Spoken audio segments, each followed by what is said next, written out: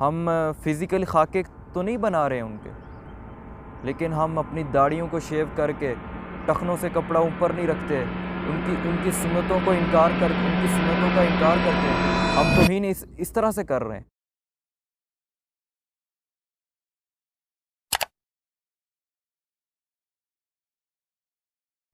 بسم اللہ الرحمن الرحیم، رب اشرح لی صدری ویسر لی امری واحلل عقدۃ من لسانی یفقہوا قولی۔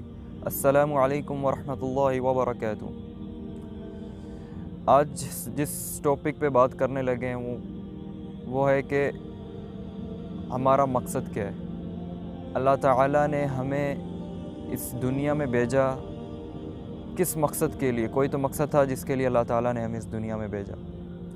اللہ تعالیٰ فرماتا ہے قرآن میں، وَمَا خَلَقْتُ الْجِنَّ وَالْإِنسَ إِلَّا لِيَعْبُدُونَ، اور ہم نے جنوں اور انسانوں کو پیدا نہیں کیا مگر صرف اپنی عبادت کے لیے، کہ ہم نے جنوں اور انسانوں کو صرف اور صرف اپنی عبادت کے لیے پیدا کیا۔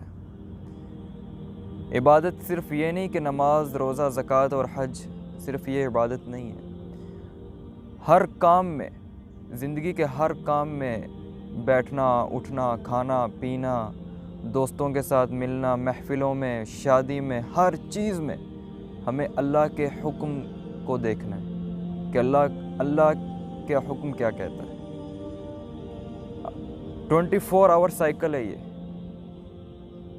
ہمیں اس چیز کو دیکھنا ہے کہ اس چیز میں اللہ کی نافرمانی تو نہیں ہو رہی، اگر تو ہو رہی ہمیں وہ چھوڑ دینا چاہیے۔ اب میں نماز پڑھی، میرا دوست آتا ہے کہتا ہے چل یار سینما چلتے ہیں، تو میں سوچوں گا کہ یار نماز پڑھی، اللہ کا بندہ ہوں، اللہ کے حکم کی خلاف ورزی ہو رہی ہے یہ۔ تو سوچنا چاہیے صرف نماز، روزہ، زکوٰۃ، حج نہیں ہے، یہ پورے زندگی میں آپ کی اللہ کے حکم کے مطابق ہونی چاہیے۔ آج کل ہم لوگ دیکھتے ہیں کہ سنت کی بات آتی ہے، آپ صلی اللہ علیہ وسلم کی بات آتی ہے، کسی کو دین کی بات بتاتے ہیں، وہ کہتے ہیں اوپر سے کہ یار جا کے کسی اور کو پکڑ، ہمیں مت سکھا، ہمیں مت بتا، انشاءاللہ کبھی دیکھی عمر تو کر لے گے عمل، نہیں تو پھر جو لکھا نصیب میں وہی ہوگا۔ بولتے کہ ہدایت تو نے نہیں دینی، اللہ نے دینی ہے، کیا تیرے پہ وحی آئے گی تجھے ہدایت ملے گی؟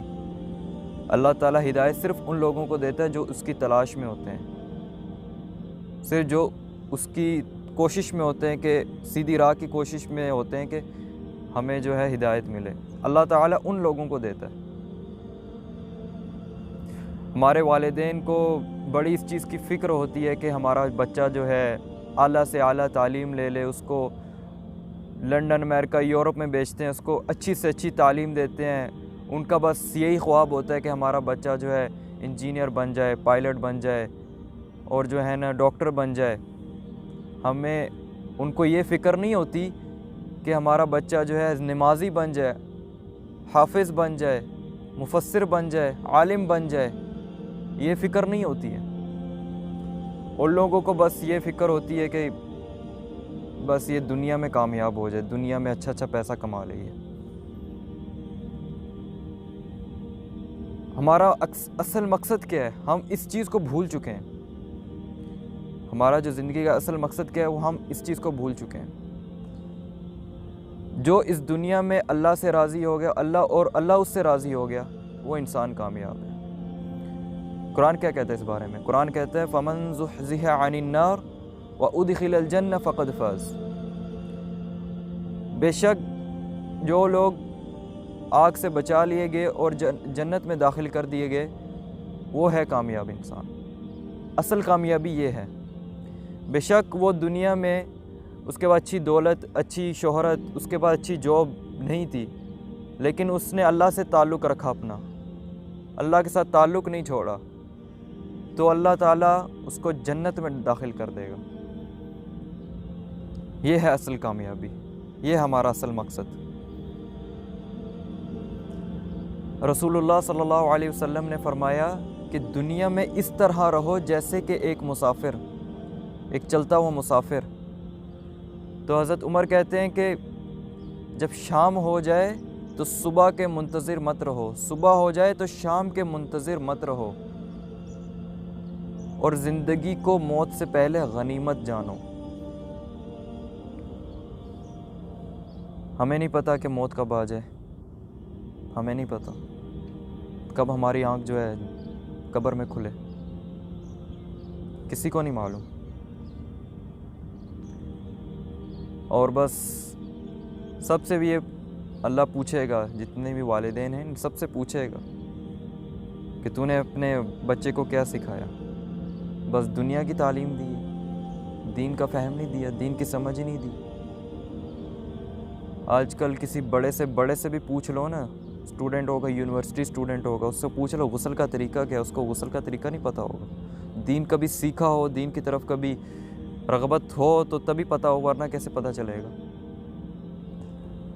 قرآن میں آتا ہے لَقَدْ كَانَ لَكُمْ فِي رَسُولِ اللَّهِ أُسْوَةٌ حَسَنَةٌ، بے شک تمہارے لیے بہترین نمونہ رسول اللہ صلی اللہ علیہ وسلم کی زندگی میں، وہ تمہارے رول ماڈل ہونے چاہیے، نہ کہ بالی ووڈ کے ایکٹرز، ہالی ووڈ کے ایکٹرز، اور جو ہے فٹ بال کے پلیئرز، یہ نہیں ہونے چاہیے۔ آج ہر ایک کے یہی رول ماڈلز ہیں۔ جب ان کو رسول اللہ صلی اللہ علیہ وسلم کی سنتوں کو بتائیں تو وہ بولتے ہیں یار نہیں، سنت یہ ہے، کون سا فرض ہے؟ صحابہ کرام سنتوں کو اس طرح عمل کرتے تھے جیسے فرض ہوتی ہیں، اس طرح ان کو عمل کرتے تھے، کیونکہ وہ آپ صلی اللہ علیہ وسلم کی سنت تھی۔ ان کے عمل میں زیادہ محبت نظر آتی تھی، عمل ان کا زیادہ دکھتا تھا۔ اور آج ہم لوگ دعوے کرتے ہیں کہ ہم جو لوگ ہیں، ہم رسول اللہ صلی اللہ علیہ وسلم سے بہت محبت کرتے ہیں، بہت محبت کے دعوے کرتے ہیں، اور ان کے لیے جان بھی دیں گے۔ ہم فزیکل خاکے تو نہیں بنا رہے ہیں ان کے، لیکن ہم اپنی داڑھیوں کو شیو کر کے ٹخنوں سے کپڑا اوپر نہیں رکھتے، ان کی سنتوں کو انکار کر کے، ان کی سنتوں کا انکار کرتے ہیں۔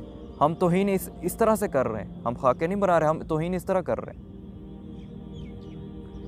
جب کسی کو بات کریں، کوئی سنت کی طرف بتائیں تو بولیں گے یار 50 کی عمر میں کریں گے، 40 کی عمر میں کریں گے، تب عبادت کریں گے، تب پتہ ہوگا، انرجی تو ہے نہیں، اب جانا ہے تو قبر میں ہی جانا ہے، اب کرنی پڑے گی عبادت۔ قیامت کے دن جو اللہ اپنے بندوں کو عرش کے سائے میں جن کو جگہ دے گا، ان میں سے ایک بندہ وہ بھی ہوگا جس نے اپنی جوانی اللہ کی عبادت میں گزاری، اللہ کی عبادت میں۔ اللہ تعالیٰ کو جوانی کی عبادت بہت پسند ہے، اللہ تعالیٰ کا حبیب ہے وہ بندہ جس نے جوانی جو ہے اپنی اللہ تعالیٰ کے کاموں میں گزاری۔